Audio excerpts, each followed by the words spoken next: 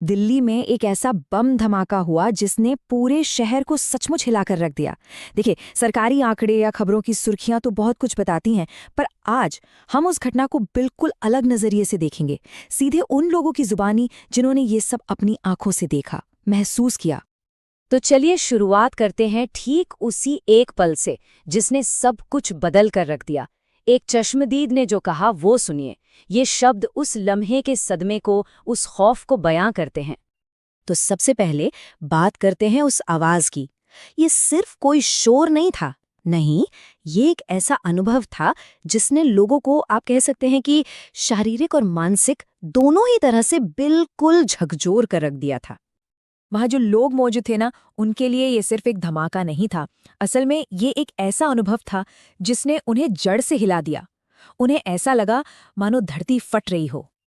उस धमाके की गूंज इतनी जबरदस्त थी कि आसपास की इमारतों की खिड़कियां तक हिल गईं, और उसकी जो ताकतवर लहर थी ना, उसने लोगों को सचमुच पत्तों की तरह जमीन पर गिरा दिया।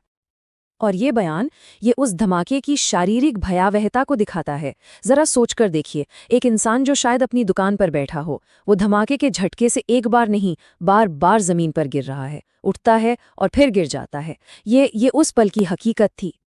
धमाके की गूंज तो थी ही, पर उसके बाद जो हुआ वो था डर और भगदड़ का माहौल। तो चलिए अब उस अफरा तफरी के मंजर को समझते हैं। अगले ही पल आप कह सकते हैं कि लोगों की सोचने समझने की शक्ति जैसे खत्म हो गई थी। बस एक ही इंस्टिंक्ट काम कर रहा था, भागो। और लोग अपनी जान बचाने के लिए बस जिधर रास्ता मिला उधर ही दौड़ पड़े। भीड़ में एक अजीब सा डर फैल गया था। लोगों को ऐसा लग रहा था कि ये अंत नहीं है, कि शायद अभी और धमाके हो सकते हैं। मौत का वो खौफ हर चेहरे पर साफ नजर आ रहा था। तो अगर हम चश्मदीदों के हिसाब से देखें तो ये भगदड़ कुछ इस तरह से फैली।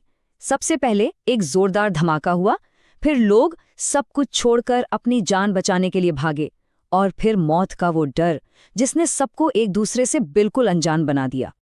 लेकिन जब शुरुआती भगदड़ थोड़ी सी थमी, तो लोगों ने जो देखा वो शायद उनकी रूह कंपा देने के लिए काफी था।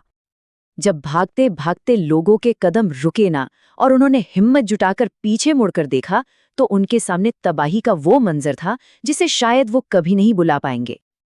और उन्होंने जो मंजर देखा उसे शब्दों में बयां करना भी मुश्किल है। हर तरफ तबाही के निशान, गाड़ियां मलबे में तब्दील हो चुकी थीं, और कुछ ऐसे दिल दहला देने वाले नज़ारे थे जिन्हें देखकर किसी का भी दिल कांप जाए। ऐसे भयानक दृश्यों को देखकर लोग बिल्कुल सुन्न पड़ गए। उनके पास शब्द ही नहीं थे कि वो कैसा महसूस कर रहे हैं।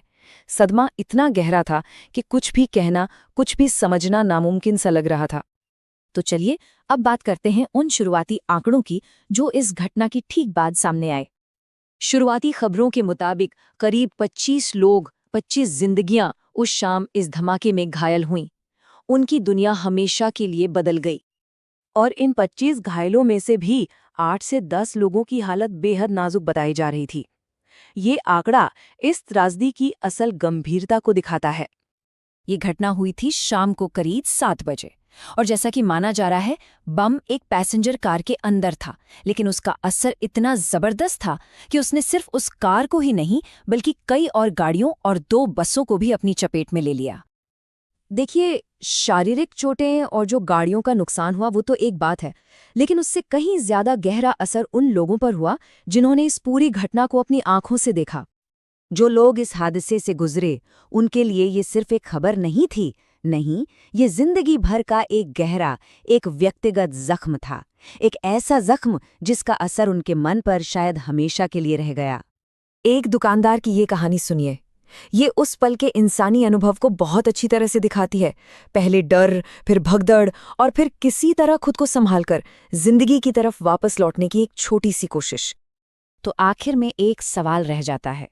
जब धमाकों की गूंज शांत हो जाती है, जब मलबा साफ हो जाता है, तब सवाल ये उठता है कि लोगों के मन पर जो जख्म लगे हैं, क्या वो कभी भर पाते हैं? तो आखिर में एक सवाल रह जाता है। जब धमाकों की गूंज शांत हो जाती है, जब मलबा साफ हो जाता है, तब सवाल ये उठता है कि लोगों के मन पर जो जख्म लगे हैं,